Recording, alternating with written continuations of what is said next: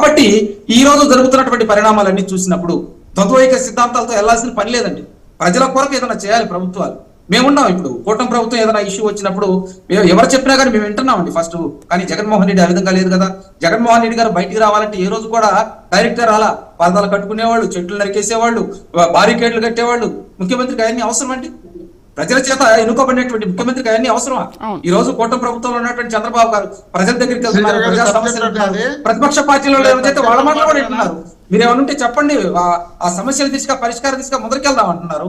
ఏదైనా ఒకటండి, ప్రభుత్వాలు కొన్ని చిన్న చిన్న లోపాలు చేసినప్పుడు ప్రతిపక్ష పార్టీలలో అసెంబ్లీకి వెళ్ళి గొంతిప్పాలండి. ప్రతిపక్ష పార్టీ అసెంబ్లీలో కొట్టాడాలండి. ప్రతిపక్ష పార్టీ ప్రజల గొంతుకై వినిపించాలండి. ప్రతిపక్ష పార్టీ మేము ఉన్నామని ప్రజలకు భరోసా ఇవ్వాలి. అటువంటిది మీరు ఎక్కడా లేకుండా మేము అసెంబ్లీకి వెళ్ళము, మేము రాజ్యాంగబద్ధంగా ముందరికి వెళ్ళమంటే, నేను చిన్న ఎగ్జాంపుల్ చెబుతానండి. ఈ రోజు వైకాపా పార్టీలో ఉన్నటువంటి 100 మందికి బెయిల్స్ ఎలా వస్తున్నాయి? సిద్ధాంతపరంగా వెళ్ళబట్టే కదా, కోర్టులు పనిచేయబట్టే కదా. మాకు బెయిల్స్ రావాలంటే గత 5 సంవత్సరాలు మీరు చూశారు కదండి. అరే కోర్టులు కూడా మీరు మమేకం చేసేసుకున్నారు కదా. మేము ఒకటండి, సోషల్ మీడియాని మంచికి ఉపయోగించుకుందాము. సోషల్ మీడియా అబ్యూజ్మెంట్ కామెంట్లు ఏమైనా వచ్చినా కానీ, ఏదైనా కానీ ప్రతిపక్ష నాయకుల మీద పెడితే చర్యలు తీసుకుంటామని చెప్పి రాష్ట్రంలో పెద్ద పెద్ద హోర్డింగ్లు పెడుతున్నాం. అవి అరికట్టడానికి మా ప్రయత్నాలు చేస్తున్నాం. అది కూటమి ప్రభుత్వం యొక్క సిద్ధాంతం అండి. మేము కక్షపూరితంతో వెళ్తల్లా. రాష్ట్రం అభివృద్ధి చెందాలి, రాష్ట్రం ముందరకెళ్ళాలి, రాష్ట్రంలో యువత అభివృద్ధి చెందాలి. ఎన్ని లక్షల కోట్ల పెట్టుబడులు వచ్చినాయనే మీరు ఇంకోటి నేను కంక్లూజన్ చేసి క్లోజ్ చేస్తాను. మేము గత ప్రభుత్వంతో కంపేర్ చేసుకున్నప్పుడు 3000 రూపాయల పెన్షన్ పెంచడానికి 5 ఏళ్ళు పట్టింది, 1000 రూపాయలు పెంచడానికి. అధికారంలో రాగానే 4000 రూపాయల పెన్షన్ ఇచ్చేసామండి. దీంతో పాటు మరి ఏదైతే సూపర్ 6 హామీల్లో భాగంగా సిలిండర్ ఇస్తా ఉన్నాం, ఇచ్చేసాం, ఒక దశ ఉపయోగిస్తున్నాం. దాంతో పాటు మరి మెగా డిఎస్సీ నిర్వహిస్తున్నాం, 14,407 పోస్టులు ఇస్తున్నాం మెగా డిఎస్సీ. దాంతో పాటు ఏదైతే మోహన్ గారు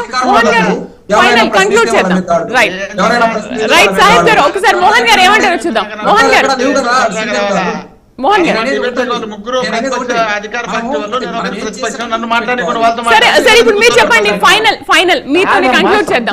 సబ్జెక్ట్ వాళ్ళు మాట్లాడుతున్నారా? ఎక్కడ కరోనా వచ్చినప్పుడు ఎక్కడ మద్యం గురించి, కరోనా గురించి, దానికి సంబంధమైంది భారతదేశంలో ఏ ముఖ్యమంత్రి చేయని విధంగా ఆంధ్రప్రదేశ్ లో జగన్మోహన్ రెడ్డి గారు ముఖ్యమంత్రిగా ఉన్నప్పుడు కరోనా పైన బ్రహ్మాండమైన పరిపాలన అందించడానికి శభాషని అప్పుడున్న నరేంద్ర మోడీ ప్రధానమంత్రి గారు దాని బదులు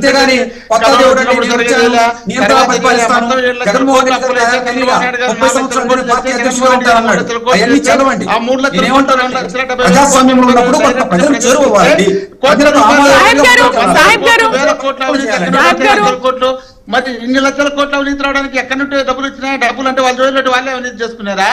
ఎవరి జోబులో డబ్బులు వాళ్ళు అవినీతి చేసుకుంటే, ఎవరు సంపాదించుకున్న డబ్బులు వాళ్ళ జోబులో పెట్టుకుంటే దాన్ని అవినీతి కింద చూపిస్తారా?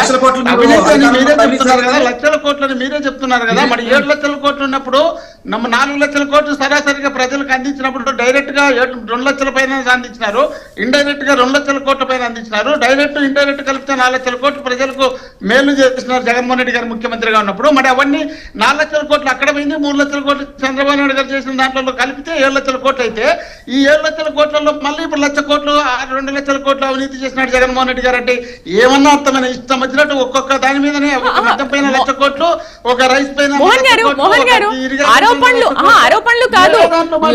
లావు శ్రీకృష్ణదేవరాయలు ఆ విషయాన్ని చాలా స్పష్టంగా లోక్సభలోనే చెప్పారు కదా, ఇంకెవరో చెప్పడం కాదు.